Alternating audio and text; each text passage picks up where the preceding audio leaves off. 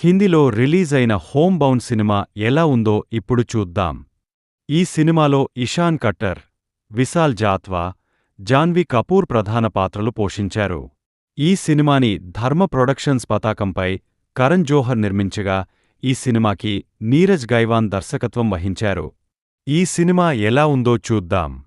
చందన్ షోయబ్ చిన్ననాటి మిత్రులు ఇద్దరు సమాజంలో కుల వివక్షత, మత వివక్షత ఎదుర్కొంటున్న వాళ్లే అయితే, సమాజంలో వాళ్లకి గౌరవం కావాలంటే పోలీస్ జాబ్ సంపాదించాలి, దానివల్లే పోలీస్ యూనిఫార్మ్ వేసుకుంటేనే మనకి గౌరవం వస్తుంది, మన కులంలోగాని మతంలోగాని మనకి మర్యాద వస్తుందని నమ్ముతారు. దానికోసం పోలీస్ ఎంట్రన్స్ ఎగ్జామ్ రాస్తారు. అయితే షోయబ్ సెలెక్ట్ అవ్వడు, చందన్ రిటర్న్ టెస్ట్లో పాస్ అవుతాడు. చందన్ ఎంట్రన్స్ ఎగ్జామ్లో పాస్ అయినా పోస్టింగ్ లేట్ చేస్తుంది గవర్నమెంట్. మరోవైపు షోయబ్ తండ్రికి వైద్యం చేయించడం కోసం ప్యూన్గా జాయిన్ అవుతాడు. ఓ వాటర్ ప్యూరిఫైయర్ కంపెనీలో.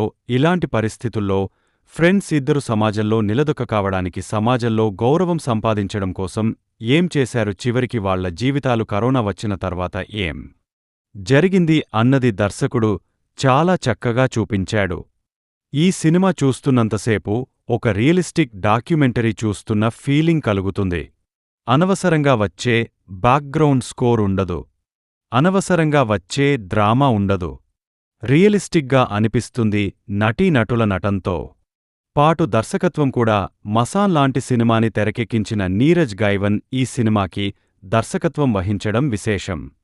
హోమ్ బౌండ్ అంటే ఇంటికే పరిమితం అని అర్థం. ఇషాన్ కట్టర్ షోయబ్ పాత్రలో బాగా చేశాడు. క్లైమాక్స్ సీన్లో అతను ఏడిపిస్తాడు. విశాల్ జేత్వ పాత్రకి చాలా బాగా న్యాయం చేశాడు.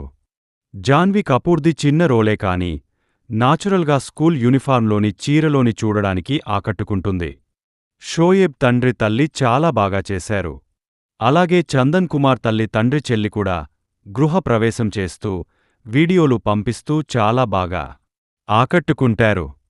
అయితే ఓ పేదవాడికి సమాజంలో అయితే, ఈ సినిమా చూసిన తర్వాత మన దక్షిణ భారతంలోనే కులపిచ్చి ఎక్కువని మనం అనుకుంటాం. కానీ ఉత్తర భారతంలో కులపిచ్చి చాలా దారుణంగా ఉంటుందని ఈ సినిమా చూస్తే తెలుస్తుంది. అలాగే మతపిచ్చి కూడా ఎక్కువ ఉంది అన్నట్లు చూపిస్తాడు ఈ సినిమాలో. ఇది నిజమే. నిజాన్ని నిర్భయంగా చెప్పిన డైరెక్టర్కి హాట్సప్ చెప్పొచ్చు.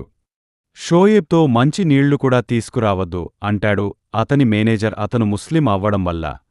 అలాగే చందన్ కుమార్కి సమాధానం చెప్పడానికి అతని కులం అడుగుతాడు, ఓ గవర్నమెంట్ ఆఫీసర్.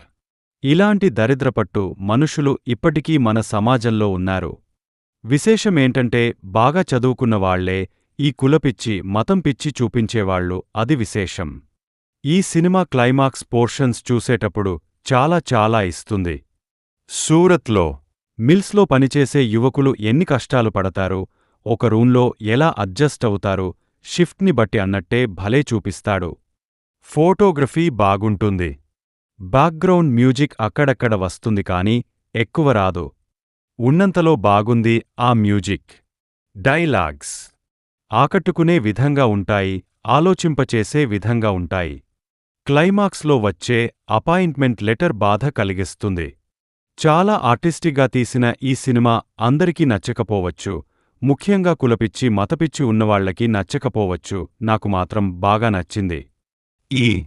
ఈ సినిమాకి నేను ఇచ్చే రేటింగ్ 4/5 చేయి. మన స్కూల్ బెంచ్లోకి ఎంత గట్టిగా ఉందో, రా కొట్టు పర్లేదు కొట్టు, అబ్బా అబ్బా చైన్ పెట్టేసింది బాబాయ్.